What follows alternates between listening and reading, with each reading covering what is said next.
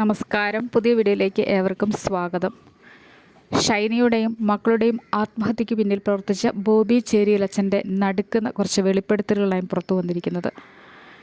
ഷൈനിയെയും മക്കളെയും അതിക്രൂരമായി ആത്മഹത്യയിലേക്ക് നയിച്ചതിൽ ഏറ്റവും കൂടുതൽ പങ്കുണ്ടായിരുന്നത് ഷൈനിയുടെ ഭർത്താവ് നോബിയുടെ സഹോദരൻ ബോബി ചേരിയിൽ അച്ഛനായിരുന്നു.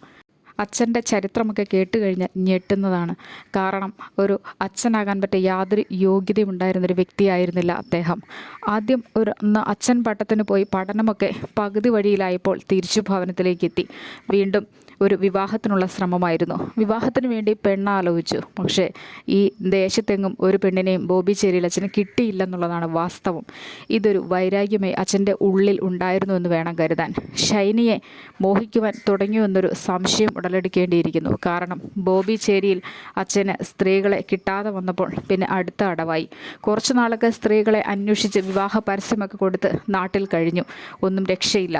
വീണ്ടും തിരിച്ച് എന്തും കൊള്ളരുതായ്മയ്ക്കും കൊലയ്ക്കും മറ്റ് പീഡനങ്ങൾക്കുമൊക്കെ ഇന്നത്തെ സഭകളിലാണല്ലോ കൂടുതൽ സാഹചര്യം ഉള്ളത്. അതുകൊണ്ട് തന്നെ ആയിരിക്കണം അച്ഛൻ വീണ്ടും വിവാഹമൊക്കെ ഉപേക്ഷിച്ചുകൊണ്ട് അച്ഛൻ പട്ടം തിരിച്ചെടുത്തു. അങ്ങനെയാണ് ബോബി ചേരിയിൽ എന്ന അച്ഛനായി മാറിയത്. അദ്ദേഹത്തിന് ഒരു കാരണവശാലും അച്ഛൻ പട്ടത്തിന് അർഹതയുള്ളൊരു വ്യക്തിയായിരുന്നില്ല. എങ്കിലും തൻ്റെ മോഹങ്ങൾക്ക് വേണ്ടിയിട്ടായിരിക്കണം വീണ്ടും ആ പദവി അങ്ങ് ഏറ്റെടുത്തു. അതോടുകൂടി ഷൈനിയുടെയും മക്കളുടെയും ഒക്കെ അന്ത്യം തുടങ്ങിയെന്ന് വേണം കരുതാനായിട്ട്. ഷൈനിക്കും മക്കൾക്കുമൊന്നും ഈ ഭൂമിയിൽ ജീവിക്കാനാവാത്ത വിധം ബോബി ചേരിയിൽ അച്ഛൻ്റെ പീഡനങ്ങൾ തുടർന്നുകൊണ്ടേയിരുന്നു. ഒരു തരത്തിലും നോബിയുമൊത്ത് സന്തോഷത്തോടു കൂടി ജീവിച്ചിരുന്ന ഷൈനിയും മക്കളെയും ഒന്നും കാണാൻ ബോബിക്ക് കഴിയുമായിരുന്നില്ല. കാരണം തനിക്ക് കിട്ടാതെ പോയത് ഒരു വ്യക്തിക്കും കിട്ടരുതെന്നുള്ള ആഗ്രഹമായിരുന്നിരിക്കണം. ബോബി ചേരിയിൽ അച്ഛൻ്റെ ഇത്തരത്തിലുള്ള പ്രവൃത്തികൾ കൊണ്ടാണ് ഷൈനി ആത്മഹത്യയിലേക്ക് പോയത്. കാരണം ഷൈനിക്ക് ആ ഭവനത്തിൽ കഴിയുന്നതിന് അത്രമേൽ സമ്മർദ്ദങ്ങളുണ്ടായിരുന്നുവെന്ന് വേണം കരുതാനായിട്ട്. തൻ്റെ പെൺമക്കളെ കൂടി ഉപേക്ഷിച്ചു പോയാൽ ബോബി ചേരിയിൽ അച്ഛനെ പോലുള്ളവരുടെ ക്രൂരതയ്ക്കും പീഡനങ്ങൾക്കും ഇടയാകേണ്ടി വരും എന്ന് വ്യക്തമായ ധാരണ ഷൈനിക്കുണ്ടായിരുന്നു. കാരണം ഷൈനിയും ബോബി ചേരിയിൽ അച്ഛൻ്റെ ചില പ്രവർത്തനങ്ങളിൽ നിന്ന് ഷൈനിക്കത് വ്യക്തമായിരുന്നു. മക്കളും അത് മനസ്സിലാക്കിയിരുന്നു എന്ന് വേണം കരുതാൻ. കാരണം ഷൈനി ഒരു ഘട്ടത്തിൽ സ്വന്തം ഭവനത്തിലേക്ക് പോയി ജീവിക്കാൻ ആഗ്രഹിച്ച സ്വന്തം ഭവനത്തിലേക്ക് പോവുകയാണ് ചെയ്തത്. കാരണം ഭർത്താവിൻ്റെ കുടുംബത്തിൽ അത്രമേൽ പീഡനങ്ങൾ ഏറി വന്നിരുന്നു. കാരണം യഥേഷ്ടം വന്ന് പോകുന്നതിന് സാധിക്കുമായിരുന്നൊരു ഭവനമായിരുന്നല്ലോ നോബിയുടേത്. ബോബി ചേരിയിൽ അച്ഛന് യാതൊരുവിധ തടസ്സങ്ങളും ആ ഭവനത്തിലുണ്ടായിരുന്നില്ല. പിതാവ് അസുഖബാധിതനായി കഴിയുന്നു.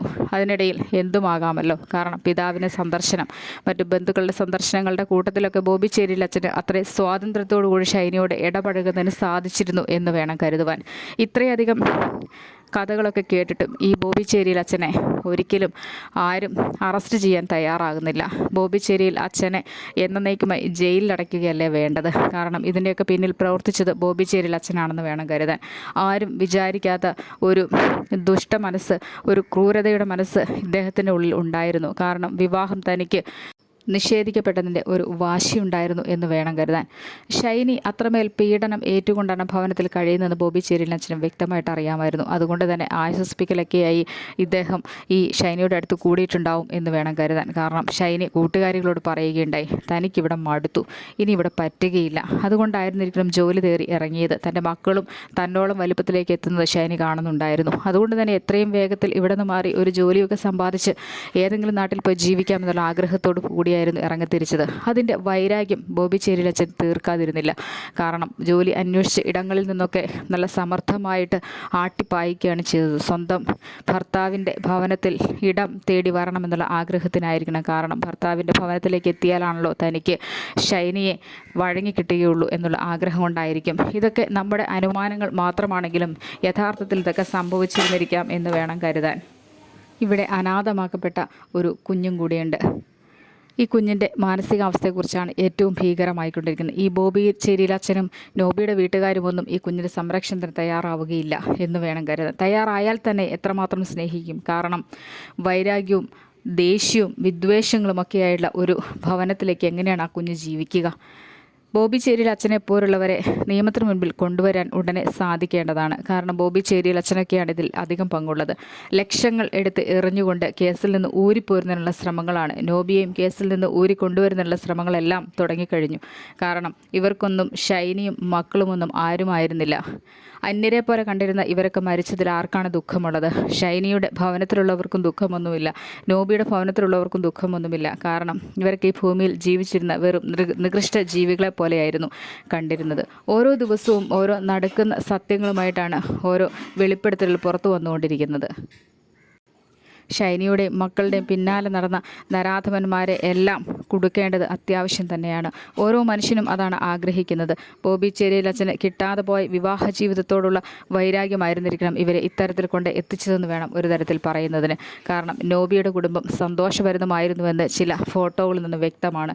നോബിയുടെയും ഷൈനിയുടെയും ഒക്കെ സന്തോഷത്തോടെയുള്ള ചിത്രങ്ങൾ കാണുമ്പോൾ ഓർക്കും എന്തിനായിരുന്നു ഷൈനി ഇത് ചെയ്തതെന്ന്. കാരണം ഇവരുടെ ബോബി ചേരിയിൽ അച്ഛനെ പോലുള്ളവരുടെ ഇടപെടലായിരിക്കണം ഇത്രമേൽ ആഴത്തിലേക്ക് ഇവരുടെ ബന്ധം ശിഥിലമാക്കുന്നതിനുള്ള കാരണങ്ങളായി തീർന്നതെന്ന് വേണം കരുതാൻ. തനിക്ക് കിട്ടാതെ പോയത് ആർക്കും കിട്ടരുത് എന്നുള്ള ആഗ്രഹവും കൂടി ഉള്ളിലുണ്ടായിരുന്നു എന്ന് വേണം കരുതുന്നതിന്. അങ്ങനെ ഷൈനിയുടെയും മക്കളുടെയും ആത്മഹത്യക്ക് പിന്നിൽ പ്രവർത്തിച്ച ബോബി ചേരിയിൽ അച്ഛനായാലും നോബി ആയാലും ഷൈനിയുടെ പിതാവോ ഒക്കെ ആയാലും ആരായിരുന്നാലും വെളിച്ചത്ത് കൊണ്ടുവരിക തന്നെ ചെയ്യണം. ബോബി ചേരിയിൽ അച്ഛൻ്റെ മോഹച്ചതിയായിരുന്നില്ലേ എന്ന് സംശയിക്കേണ്ടിയിരിക്കുന്നു. ഇത് വിചിത്രമായിരിക്കുന്ന ഒരു സംഭവം, അതിദാരുണമായിരിക്കുന്ന ഒരു സംഭവം. വേദനകൾ മാറാതെ ഇന്നും കേരള ജനത ഇത് ഏറ്റെടുത്തുകൊണ്ടിരിക്കുകയാണ്. അക്രമികളെ അല്ലെങ്കിൽ പീഡനത്തിനിടയാക്കിയവരെ, മാനസികമായി പീഡിപ്പിച്ചവരെ ഒക്കെ പുറത്തു കൊണ്ടുവരേണ്ടത് അത്യാവശ്യം തന്നെയാണ്. ഷൈനിക്കും മക്കൾക്കും നീതി കിട്ടട്ടെ എന്ന് ആഗ്രഹിക്കുന്നു.